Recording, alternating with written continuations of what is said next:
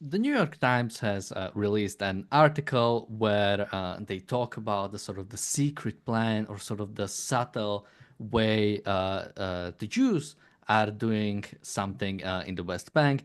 It's the article. I think we'll read through the article, which would be interesting. They talk about many different things.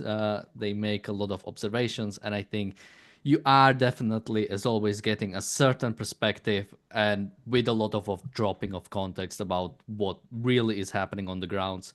So yeah, that's what we'll do today. Welcome to the reality show. Joining me today are James Valiant and Jonathan Honig. So we can go into the article almost immediately, but I'll go just quickly to see if you guys have any first thoughts. Jonathan, any thoughts about the article before we go in?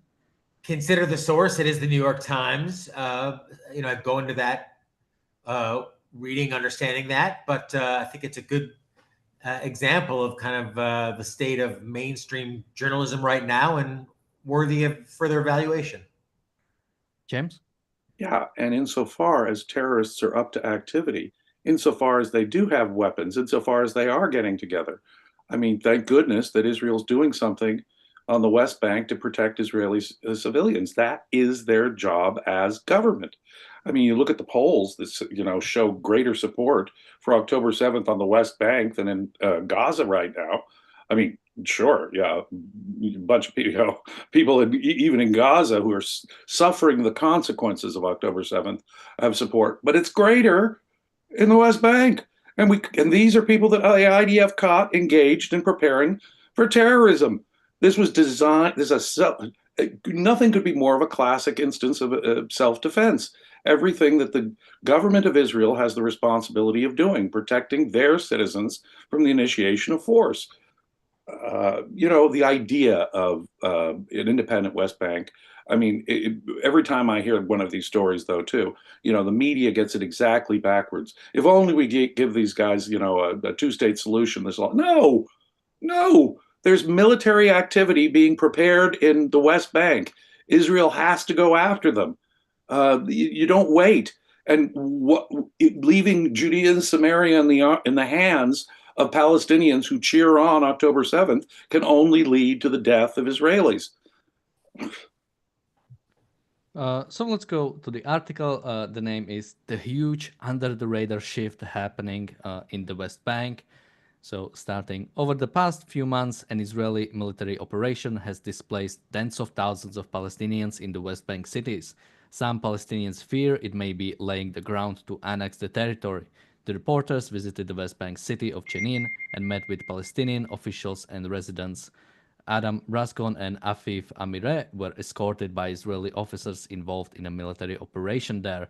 The streets look like Gaza, homes reduced to rubble, walls pockmarked by bullet holes, roads ripped apart by bulldozers, neighborhood after neighborhood was deserted. But this was not Gaza, a territory devastated by the war between Israel and the militant group Hamas, where tens of thousands have been killed and hunger stalks the population. It was the occupied West Bank, another Palestinian territory where the Israeli military has been tightening control in the most sweeping crackdown on militancy there in a generation. The contours of the new offensive were unfolding during a recent visit by New York Times reporters to the city of Jenin, among the once densely populated neighborhoods that have been cleared out since an operation began in January. In one of those areas, more than 10,000 people lived until recently. Now it is empty, its roads blocked by mounds of dirt and flanked by piles of rubble. This week, the Israeli military said it would be demolishing homes in Talkarm, a city near Jenin, to make crowded neighborhoods and streets more accessible to Israeli forces and to prevent the re-emergence of militants. So this is the first part. They talk about the Israeli operation there. Already, what you're getting, right? I mean, even the fact that this article was made, why was it made? It's because IDF escorted these journalists to actually let them see what is happening. This is not something that Israel is hiding. This is not something Israel is trying to do in the background. They are saying there are Hamas has a presence in the West Bank, as well as Palestinian Islamic Jihad. not to mention other terrorist groups besides them, have a presence in the sort of territories controlled by the Palestinian Authority, specifically in Jenin, had for a long time, and Israel is doing something about it. This is absolutely something that should happen. But the thing you are getting out of it is this is some kind of, by comparing it to Gaza, they're trying to separate it as those are two different things. The Gaza and West Bank have no basically connection. They are completely separate from each other. So it's crazy that because something happened in Gaza, something is happening in the West Bank. I mean, Jonathan, Well, what it reminds me of something that Dr. Harry Binswanger once said, in that the threat of force is force.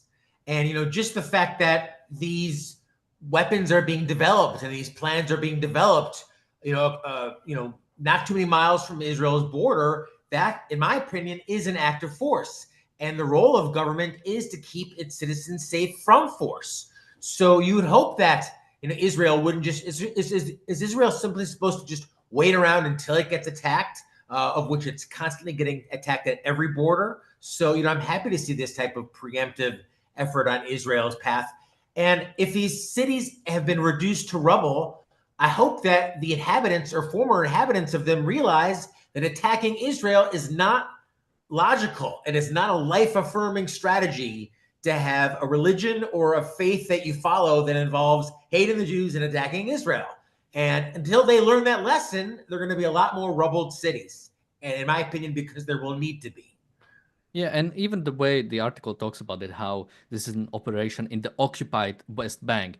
This is in the city of Jenin that is controlled by the Palestinian Authority. That's a territory that was given to Palestinians during the Oslo Accords and set up a path towards the two-state solution. Now, we might disagree with Oslo Accords and two-state solution itself, but the fact is that this was started.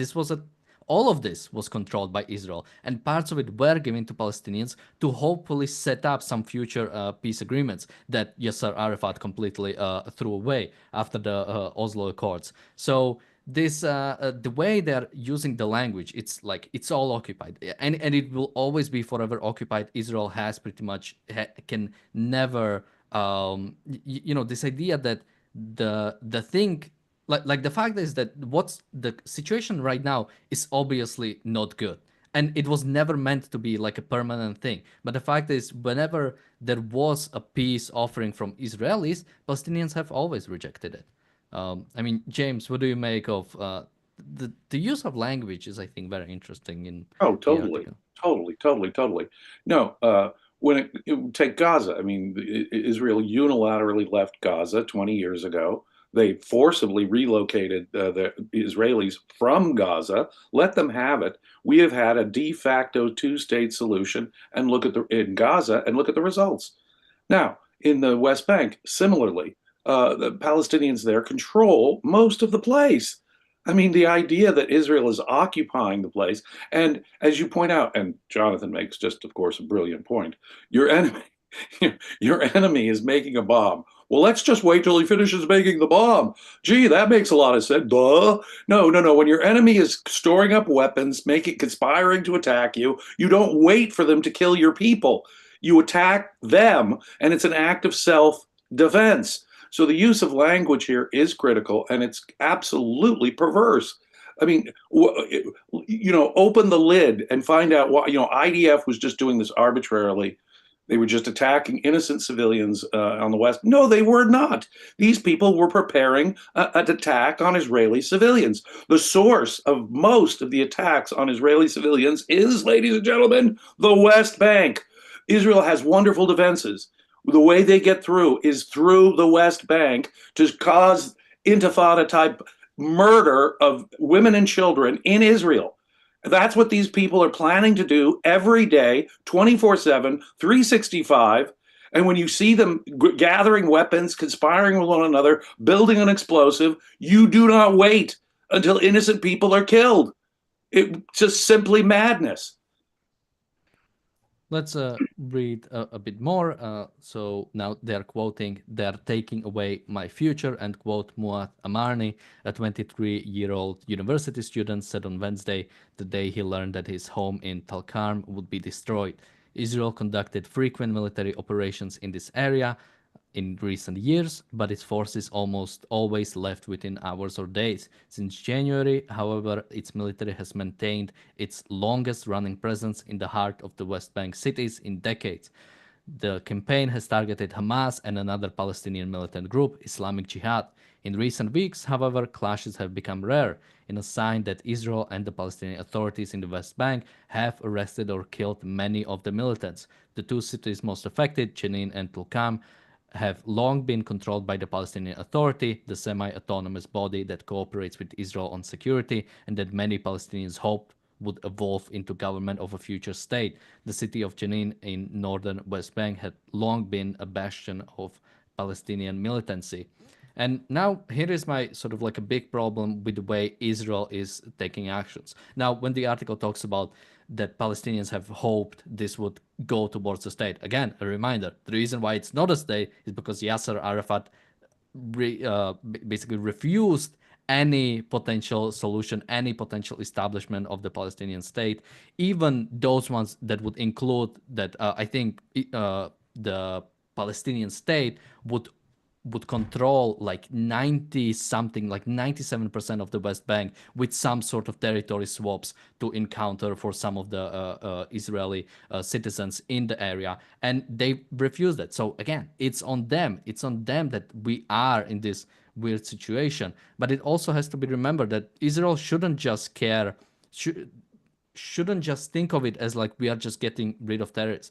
The fact is that Israel is at war not with Hamas, not with Jihad, with the Palestinian people. As James mentioned earlier about the recent poll that came out, 60% of Palestinians in the West Bank believe October 7 was the right decision. Majority of Palestinians believe October 7 was a good idea, This is which even after a year and a half of war. You've got a clear majority in the West Bank saying hooray to October 7th, even though it is whatever's going on. I mean, there's the humanitarian crisis. If only Israel were planning on annexing the West Bank. If only the New York Times presents it, like a smear, but wouldn't that be great? Because you could actually get to the root cause. As you point out, the George Washington, this is sacrilege on my part to make the comparison, but the founder of the Palestinian Authority, in effect, Yasser Arafat, wouldn't make peace 30 years ago because he, in principle, rejected the very existence of Israel. And when he rejected that, I mean, we knew this before. He shouldn't have had to even wait for that, of the Oslo Accords. But when he does that, there is no moral legitimacy to a Palestinian rule in the West Bank. There can be none. And that's where we have to start. And it doesn't imply, like the New York Times does, a smear on aggressive Israel attacking these poor people for no apparent reason. That is sheer nonsense. These people were planning violence against Israeli civilians, and that's why the IDF went in. Yeah, I mean, it's the usual kind of leftist portrayal of big bad Israel, with all of its might, power, and wealth, certainly stolen from natives, coming down and just with the haphazard violence and whim-based violence. It's just the opposite. And the irony, Jim, is that Israel is the only rights-respecting moral democracy in the entire Middle East. And think about what Miss Rand said to Phil Donahue when asked on the Phil Donahue show whether she supported Israel or not. And nothing's changed. The fact that Israel is bringing modernity, respect for property rights, invention, innovation to all these other people who still live like savages. This is now 50 years on from that interview. She called them savages back then, and the tunnels have only gotten a little bit more complicated or techniqued. So they were savages then, and they're savages now. Exactly. And we haven't lifted a finger to do a thing about them, as Ayn Rand said we ought to. But Iran took our embassy, and she was right then about Iran as well. You let time go by, and look at what we've done. We've let 45 years go by since she said that.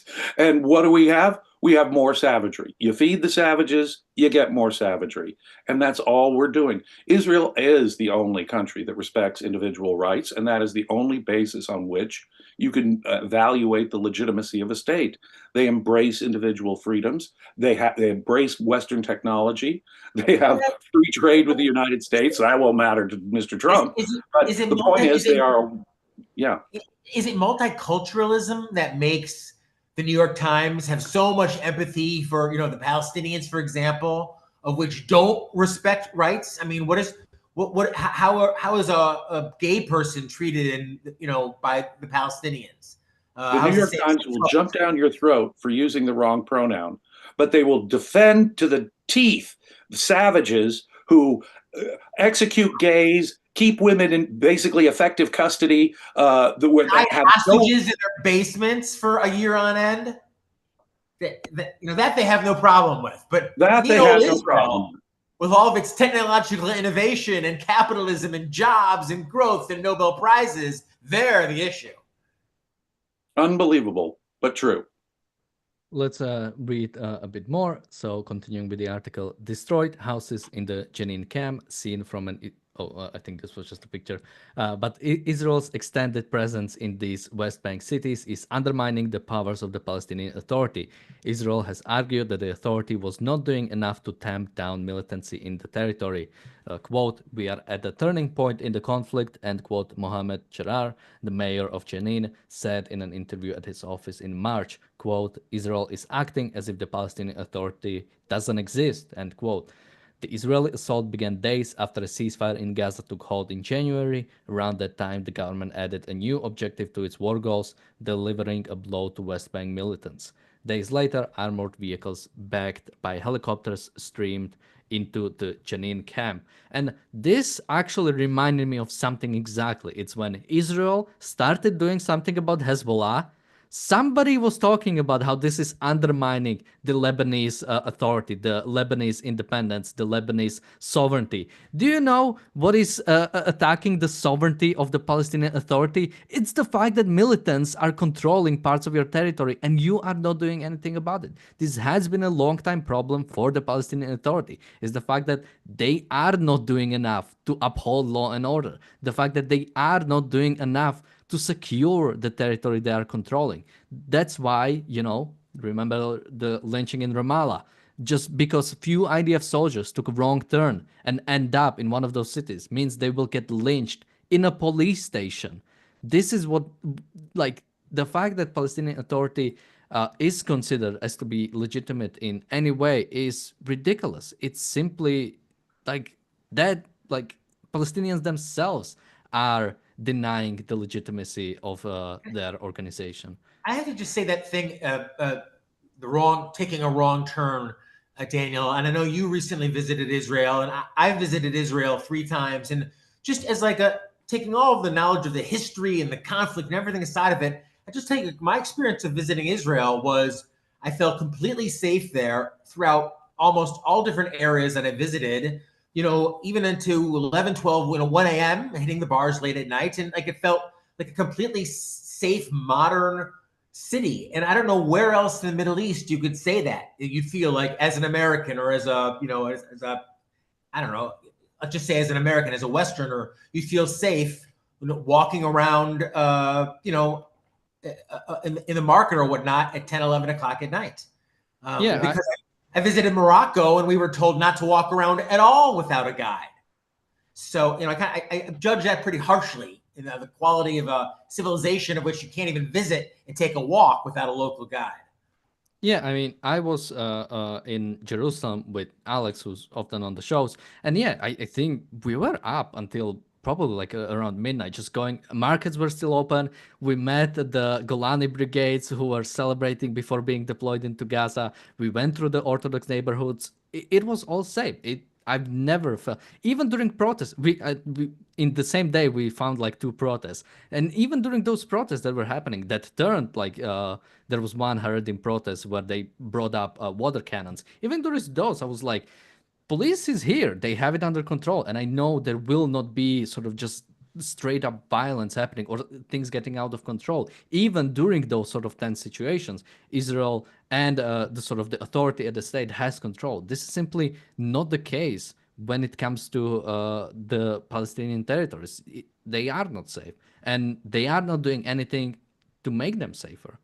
And I'll just, the best example, and I don't mean to step all over you, Jim, but is that example when we talked about when Israel came to save the hostages and they were driving the hostages out, and all the peace-loving neighbors came out with their weapons and started shooting at them, necessitating a response from Israel. You know, so the peace-loving Palestinians that we've been hearing about for all these years, as you said, not only seem to advocate for, you know, another attack, but participate in it when given an opportunity. That's my opinion. I mean, what a great point Daniel made. It's the Palestinians who are our enemy, not any one particular group. If you say, well, the Palestinian Authority can't politically go after the you know, an aggressive way against the, you compared it to Lebanon. You say, well, we can't go after Hezbollah within Lebanon, or the Palestinian Authority says, well, we can't go after, you know, Islamic Jihad. I mean, because there's no political support. Well, what does that tell you? It's the people, it's the culture, it's this mysticism-based tribalist collectivism that is the enemy. The culture of the people we call the Palestinians is the problem. And if the Palestinian Authority has to compromise on whether they go after the worst, say, you know, at least in degree, worse groups, then that means they are not capable, they're not fit to govern themselves. If the Palestinian Authority cannot crack down on Hamas and Islamic Jihad, they are not fit to rule the West Bank. Israel needs to occupy the area. They need to occupy it to bring an end to violence, to bring an end to all the suffering of everybody. You think anybody's interests are served here? No, these mystic crazies are suicidal in their approach. They, you know, they love death more than we love life, they like to say. Well, they show that every single day. And so long as that remains the case, they are not fit to govern themselves. I mean, for their own interest, much less Israel's. But of course, Israel only needs to worry about the interests of its own people. But this attack was designed to stop the planning and execution of violence against Israelis. That continues to go on in the West Bank. Israel has every moral right to go in and occupy it. We have a super chat from Bronx Guy Gun Hill Road. Thank you so much. And super chat from Tom, who has been a member for 34 months. He says, the left has no principles. Uyghurs, Kurds, Circassians, and other minorities. Where are the protests and condemnation of China, Turkey, Russia, etc.? And yeah, I mean, they, you know, when you ask them, they will condemn those also. But yeah, you're right that is not what they are focusing on, right? It's nobody is focusing on what China is doing to the Uyghurs. Nobody is focusing on what Turkey is doing to the Kurds, what Russians are doing to their minorities. And the fact is because those are authoritarian dictatorships who don't listen to what the people have to say, either the international community or their own people. They just do what they want because they're authoritarian, because they do not have any need to sort of respond to that pressure, which Israel is doing. Israel is trying to listen to international community to its fault, I would say. I think the so-called international community is wrong on many of those cases. The irony there is that Israel is the one actively doing something against the monsters in their region. You know, you bring up these other issues, these other places. Of course, they're monsters. They're awful. And of course, the left is astonishingly mute in the West when it comes to all that. But what will get them to talk is someone actually fighting the savages in their context. Oh, no, now we have to come down. And who do we have to come down on? The civilized ones acting in self-defense, fighting for Western civilization, and fighting back an aggressive dictatorship. And so, those are the ones we have to criticize. And let me just thank Tom for being a member for so many months, and thank all of our monthly members. It doesn't cost too much. I believe it's £5 or maybe £10 a month. And you are sponsoring really a radical philosophy. Catholicism, not radical. The Pope, not radical. Ayn Rand's objectivism is radical. And we bring you original programming 7 days a week. Daniel Razi and his team, James especially. And if you become a member, if you go to the website, you get private study groups with Jim Valiant. So you'll get to read The Fountainhead and Atlas and all of Miss Rand's great, wonderful work and be that much more immersed in it. So thank you, Tom, and to all of our supporters for supporting what we do 7 days a week, the largest network of programming inspired by Ayn Rand's objectivism. So thank you all. And let's read one more part that I wanted to. I'll jump a bit into the article. So continuing, armed Palestinian groups had built weapons factories in the camps, barricaded themselves in the most crowded districts, and planted improvised explosive devices under roads to ambush Israeli soldiers. The Israeli forces patrolled the camps in Jenin and Tulkam day and night. They have been combing building by building in search of weapons and had been blowing up homes that they believe were used for military purposes. They have also been expanding roads, according to aerial photos, something that would make it easier for soldiers to reach densely populated parts of the camps. The military had demolished buildings and roads that it says are riddled with terrorist hideouts and booby traps. Quote, they are signaling that they want to annex, end quote, said Amar Abu Bakr, chairman of the Jenin Chamber of Commerce, echoing a fear of many other Palestinians. The Palestinians' fears have been fed by the fact that powerful ministers in Israel's hardline government advocate annexation of the West Bank, home to nearly 3 million Palestinians and 500,000 Israeli settlers. And yeah, that is something I want to comment on a bit, because yeah, that is a fact. I think people like Bezalel Smotrich have sort of suggested, or maybe even outright pointed at West Bank annexation, and sort of the Palestinians have a worry about that. But, you know, people, the sort of international community is coming after Israel for proposing annexation of West Bank. But the fact is, when it comes to demands for Palestinians, there are never any. Nobody is demanding of Palestinians to accept some form of a peace, to try to build towards peace. No, it's whatever they want. If they want to do violence, let them do violence. And what do you expect is going to happen? Of course, like, Israel has been moving towards the right, because every single time they try to make a peace, Palestinians reject it. So yeah, they are moving towards this sort of idea of annexation. And my only problem with the annexation of the West Bank is that it's being done in this sort of like a weird, slow way, where I think sort of rights are sort of being trampled. If this is like 100 years sort of long-term slow thing, I don't think it's benefiting anybody.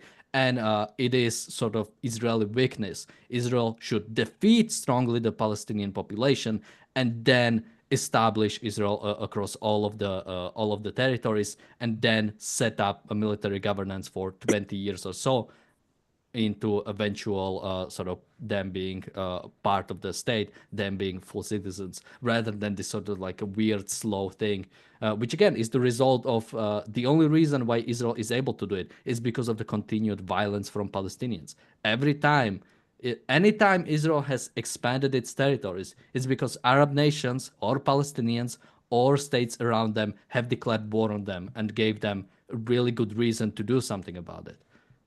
Jonathan? Yeah, I mean, Ayn Rand said, ideas move the world. And as long as 60-some% of the Palestinians, thought that the attack against Israel was a jolly old idea, nothing's going to change. And I hope Israel stays vigilant. And I once again thank our supporters for helping us tell the story. Sane and civilized residents on the West Bank would welcome Israeli occupation. Let me just say that right now. The rule that they're under is not in their interest. It's not in anybody's interest. If you were a rational, self-interested Palestinian, you would be cheering on the occupation of the West Bank. It would be the best thing that ever happened to you. Alas, such people are very, very hard to find in the West Bank. And so occupation is absolutely necessary. And you're absolutely right. We should do it quickly and suddenly and thoroughly. In other words, it's a played out version of what's been going on in Gaza.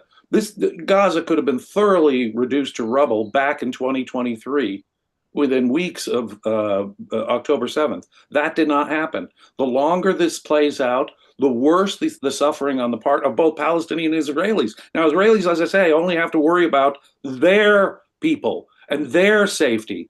But the point is that this serves nobody's interest, absolutely nobody's interest. These people use schools, they use hospitals, they use UNRWA facilities, they use they want innocent civilians, innocent I put in scare quotes, to be attacked so that they can get the headline abroad. So all these homes are getting wiped out because Israel suspects that there's activity. No, Israel isn't just wantonly going through. If they have reason to believe that these people are using such facilities, as we know Palestinians do, you mow them down. You take control of the entire area, and the entire area would be better off for it. And if there were such a thing, and alas, as I say, there aren't a great many of them, if there were such a thing as a rational Palestinian, he would be cheering on the concept of Israeli occupation. Yeah, and I would just add, again, for the people who advocate for a two-state solution, which would include the ethnic cleansing of 500,000 of Israelis from the West Bank or from Judea and Samaria. I remember when I was in Jerusalem, we went to see the Gush Katif Museum, which is a name for the settlements in Gaza, and it talked about how the sort of that basically Israel, the government coming in and getting rid of all the Israelis in the area, how that worked, how nobody agreed with it, the people who were there, how the businesses were destroyed. I mean, Israelis had thriving businesses in Gaza. That was with the greenhouses that was completely destroyed, completely uprooted by the Palestinians after they took over. And I was really surprised at the end of it when I learned how many Israelis were in Gaza. It was 8,000. 8,000, and it was a huge deal when it happened. The idea that you're gonna get rid of 500,000 of people from area and who again did nothing wrong. Israelis in Judea and Samaria, they didn't do anything wrong. They Oh, bought the yes, they land. did, Daniel. They're the ones economically developing the area. Anything that was economic development or progress in Gaza was the result of that Israeli minority in Gaza. Similarly, in the West Bank, the most development, agricultural, commercial, residential development that's going on there positively for the area is by Israeli settlers. As I say, if you were anything like, I don't care what your racial, religious, tribal affiliation is, you would welcome Israeli rule if you were sane and you were looking out for your own rational self-interest. No, these people are caught in the vice grip of a mysticism that demands total self-sacrifice unto death, predicated on this mystically derived tribalist collectivism that says we Palestinians must eliminate all Jews from the area. That's what it really amounts to, ladies and gentlemen. The answer is the philosophy of Ayn Rand, a philosophy of reason, individualism, and freedom, not a philosophy of mysticism, tribalist collectivism, and horrific suicidal terrorism and constant warfare. So there is a bit of an article left, but I think we've covered most of it, so I don't think we need to go through the rest of it. But people who are interested can actually read about it. The article is in the description if you, for some reason, want to check it out. Thank you guys for joining me. Jonathan, any last thoughts, and where can people find you? Sure, just check out Dr. Peikoff's book, Can You Really Love a Dog? About the wonderful values of pets that both he and Miss Rand shared. So it's at Amazon. Can You Really Love a Dog? And just quickly, someone in the chat says, think of SodaStream. It started on the other side of the green light and employed a lot of Palestinians. Yeah, I've heard about it. There was, I'm not sure if it was specifically SodaStream, but yeah, there was a company that was set up, employed many Palestinians, I think, yeah, thousands of or hundreds of Palestinians. They had jobs. They had great jobs. They were really happy for them. But there was the I'm not sure if it was the BDS movement or somebody was complaining about, this is colonialism. This is crazy. So they moved their factory, meaning all those Palestinians lost their jobs. They didn't move to anything better. And yeah, it didn't It's crazy thing. Side Yeah. on principle. Self-destruction on principle, destroying your own economic and your own life and death interests on principle. Now think about that. That's how extreme this the philosophy of altruism is. And as to Jonathan's book, you know, that is something I can really love, and I do love that book. I highly recommend the book about loving dogs because and pets because you can. As for me, you can find me on Facebook. I answer questions there almost every day, and you can find me here, Ayn Rand Center UK, where I do seminars for members only activities. So please do consider becoming a paid subscriber to Ayn Rand Center UK. You get all kinds of extra perks, and we got more coming down the road. So if when you are getting a perspective here, you will not find in other places. The philosophy of Ayn Rand informs us here, and that gives us a position that does not easily align with right and left in the West, but it's a unique position you'll find nowhere else, and the morally consistent one, my friends. Somebody in the chat asked about the poll, talking about 60% of Gazans thinking October 7 was a good idea. So I'm putting the link in the chat. It's a poll by the Palestinian Center for Policy and Survey Research. Just to point out, it was specifically West Bank, Palestinians in the West Bank, 60% of them believe. If you go to Gaza, I think it drops to like 35% or so. So much lower because they actually feel the consequences. But still, the fact that 1/3 of Palestinians look around the destroyed Gaza and think, you know what, this was a good idea. This actually worked out for us. Is still, I think, very baffling.